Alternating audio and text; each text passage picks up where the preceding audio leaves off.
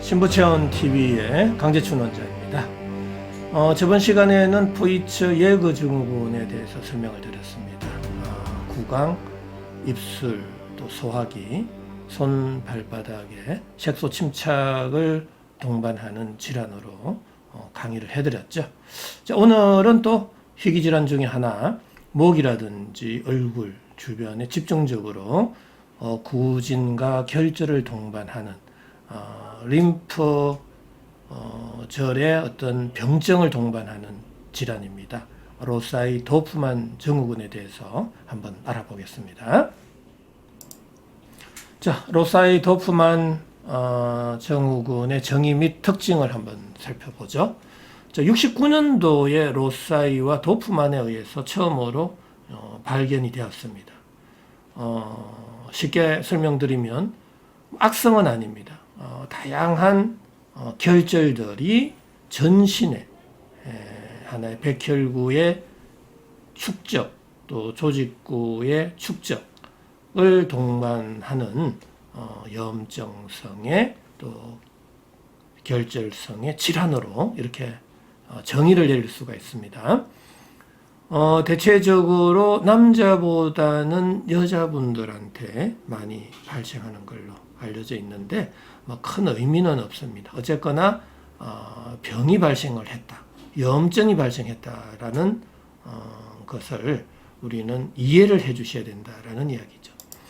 지금까지 이 RDD의 원인은 밝혀지지 않았습니다. 수많은 논문들을 참고해 보셔도 아시겠지만 인터넷상에서도 정확한 원인을 규명하지는 못했습니다. 아직까지 돌연 변이가 왜 발생하는지를 모르고 있다는 이야기입니다. 하지만 세포 열 에너지학적 관점, 인체물리학적 관점, 생화학적인 관점에서 이 로사이 도프만 증후군의 발생 원인을 저는 심부 온도의 저하에 의한 피부 온도의 상승 결과다라고 저는 또 주장을 하고 있습니다. 자, 이게 어떠한 이유에 의해서 이렇게 설명을 하고 있는지, 주장을 하고 있는지 그 정상을 가지고 한번 분석을 해 보겠습니다. 자, RDD의 대표적인 증상은 피부가 발진이 되는 거죠. 밑에 사진상에 있는 것처럼 이 턱이라든지 목, 얼굴 주변으로 집중적으로 염증이 발생합니다. 피부가 갈색이라든지 발적이 되는 현상을 볼 수 있고요. 자, 여기에 결절, 구진이 엄청 생기고 있죠. 자, 목 주변에도 동글동글한 결절과 구진이 집중적으로 발생함을 알 수가 있습니다. 자, 왜 발생할까요? 왜 피부에 염증이 생기고 구진과 결절이 동반될까요? 자, 대부분 경부 림프절에서 백혈구, 조직구의 과잉, 생산, 정식이 되고 있다. 조직이 자꾸 커지고 있다라는 이야기죠. 섬유증도 발생할 수 있다. 자, 이거 이외에 다른 증상들을 살펴볼 수 있는데요. 발열이 생기죠. 자, 발열은 왜 생기죠? 전에 제가 한번 설명드린 적이 있는데 이 발열은 세균과 바이러스가 싸우는 과정 속에서 발열이 생기는 게 아닙니다. 제 이야기는 세포의 손상에 의해서, 다양한 세포 손상은 너무나 다양하다고 말씀드렸죠. 세포의 손상에 의해서 신분도가 툭 떨어지면 체온 조절 중추 시상하부에서 체열의 방출을 줄이기 위해서 모공을 닫아버린다라는 거죠. 자, 모공이 닫힌 이후에 인체는 기하급수적으로 열이 발생하게 됩니다. 단위 시간당, 단위 면적당 열 에너지가 순식간에 발생합니다. 바로 그때 발열이 된다라는 이야기입니다. 자, 피부 창백과 체중 감소가 생기고요. 불안감과 만성 콧물. 불안감도 왜 생길까요? 바로 이것은 모공이 다칠 때는 손 발끝에서 모공이 다치게 되고 그러면 열 에너지는 상체로 열이 쏠리게 됩니다. 자, 그럼 심장에 열을 받게 되면 심장의 박동수가 빨라지고 불안초조해진다라는 이야기죠. 자, 열 에너지가 상체로 열이 쏠릴 때 이 목이라든지 얼굴 주변에 피부 온도가 올라가겠죠? 바로 그때 경부 쪽에 림프절에 병증이 생길 수 있다.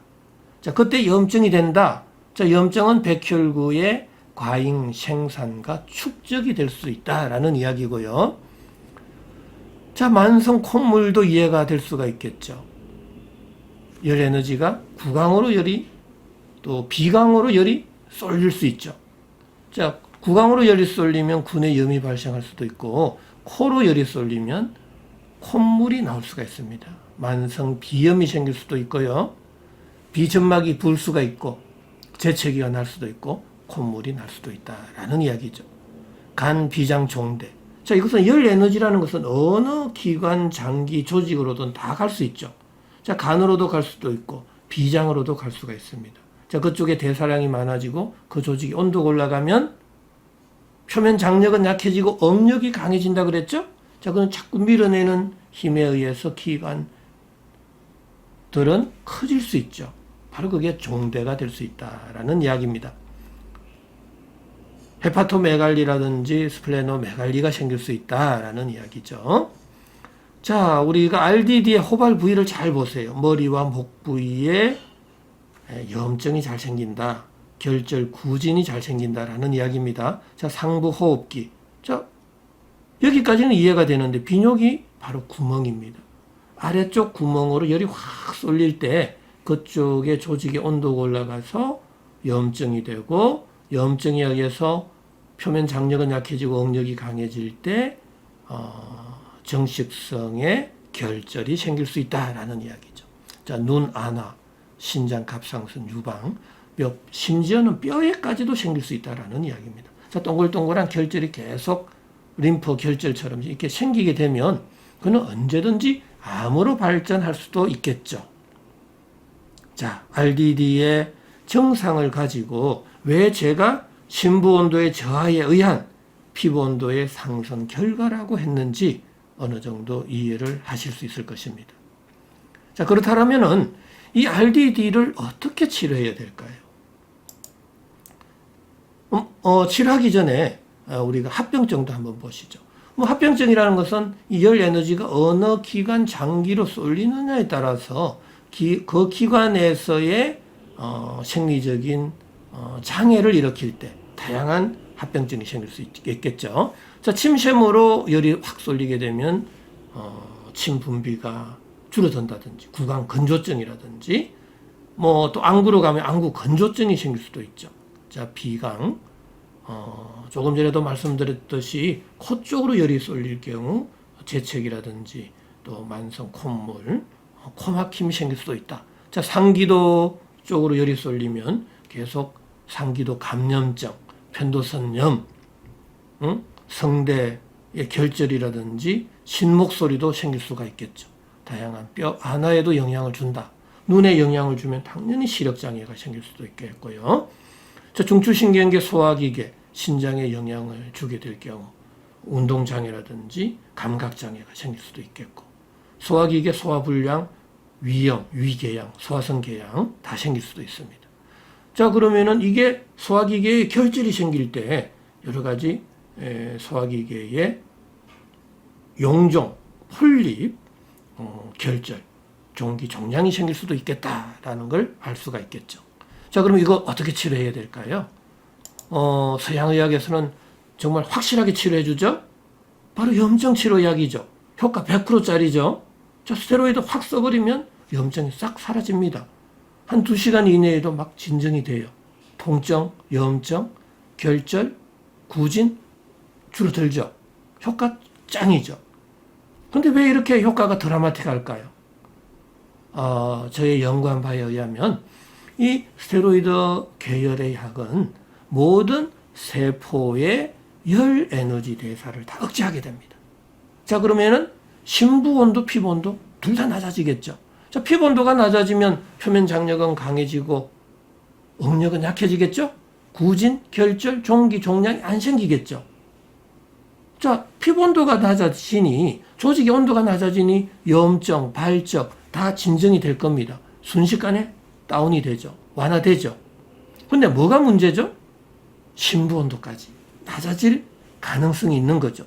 자, 심부 온도까지 낮아진다라면 체온 조절 중추 시상하부에서는 모공을 닫아버리겠죠? 자, 그 이후에 밥을 먹고 활동을 하고 열이 발생합니다. 그 열은 또 어디로 갈까요? 또 구멍, 관절, 마찰이 많은 쪽 열이 쏠려서 방출이 될 겁니다. 그게 목이라든지 얼굴로 또 쏠리게 되면 그쪽 부위에 피부 온도가 올라가게 되고 또 염증이 발생하고 표면 장력은 약해지고 응력이 강해지면서 뭔가 조직의 변형, 결절이 생길 수가 있다라는 이야기죠. 뱅글뱅글 돌죠? 처음에 증상은 완화되지만 만성적인 경과를 가지게 되겠죠. 결론적으로 치료가 어려워지고 계속 약만 써야 되는 그러한 상황에 빠질 가능성이 있다라는 이야기입니다. 자, 스테로이드보다 더 강력한 게 이제 항암제죠. 더 강력하게 세포의 열 에너지 대사를 억제하는 약을 쓸 수밖에 없다라는 거죠. 왜? 종기종양이 자꾸 생기니까요. 결절이 생기니까. 눈에 보이는 현상만큼은 억제를 해줘야 되니까. 하지만 우리가 측정할 수 없는 심부 온도의 저하까지 동반될 경우는 내 생명력이 떨어지고 면역력이 떨어지고 질병과 싸울 수 있는 힘이 떨어지니까 결국에는 치료할 수가 없게 되는 상황으로 빠질 수밖에 없다라는 이야기죠. 하지만 저는 어떻게 해서든 세포를 활성화시켜줘야죠. 손상되었던 세포를 활성화시켜줘야 되고 손상되었던 그 요인이 뭔지를 찾아내야죠. 그래서 저는 어디까지나 낮아져 있는 몸속 온도는 올려야 된다. 높아져 있는 피부 온도는 낮춰야 된다. 염증 치료해줘야 된다. 근데 닫혀져 있는 모공을 열어줘야 된다라는 이야기입니다. 자, 우리가 할 수 있는 방법은 약물, 한방의 약물요법, 식이요법, 운동요법, 생활요법을 써서 어떻게 해서든 속의 온도는 올리자, 피부 온도는 낮추자, 모공을 열어서 열 에너지를 어느 한쪽으로 쏠림이 없게 어떤 기관이든 경부 조직이든 얼굴 쪽이든 열이 쏠리지 않게 골고루 열을 전신으로 분산 방출시키자. 그럴 때만이 피부 온도가 낮아지고 표면 장력은 강해지고 응력은 약해지겠죠. 그러면 조직에 돌연변이, 단백질의 변성이 안 생기겠죠. 구진이라든지 결절이라든지 종기종양이 생기지 않게 된다라는 이야기입니다. 바로 그때만이 RDD도 근본적으로 치료할 수 있다라는 이야기죠. 저의 채널은 항시 질병의 발생 원인을 심부 온도의 저하에서 두고 있다라는 이야기죠. 그래서 저희 채널의 이름도 신부체온TV잖아요. 어떻게 해서든 신부체온은 37도를 유지해줘야 된다라는 이야기입니다. 내 염증을 치료하기 위해서 심부 온도까지 낮추는 그런 우를 범해서는 안 된다라는 이야기죠. 잘 아시다시피 체온 1도만 올려도 면역력이 3배에서 5배 정도 높아진다고 하잖아요. 그러나 그 1도를 올리는 게 쉽지는 않고요. 그리고 심부 온도를 떨어뜨리는 요인들을 찾기가 굉장히 어렵다라는 이야기입니다. 하지만 저는 이러한 심부 온도를 떨어뜨리는 요인을 20여 년 전부터 꾸준히 연구해 오고 있습니다. 저희 한의원 홈페이지를 보시면 아시겠지만 어떤 형태로든 이 심부 온도를 올리는 방법을 강구해야 되고 심부 온도가 낮출 수 있는 요인들을 무조건 제거하면서 치료해야 된다는 게 저의 평소의 지론입니다. 자, RDD도 너무 겁먹지 마세요. 반드시 치료될 수 있습니다. 하지만 다른 질환에 비해서 굉장히 중증 질환입니다. 치료 기간은 좀 길어질 수 있지만 반드시 희망을 가지고 치료해 보시면 좋은 결과를 가질 수 있을 것으로 저는 확신합니다. 자, 오늘 강의 시청해 주셔서 대단히 감사합니다.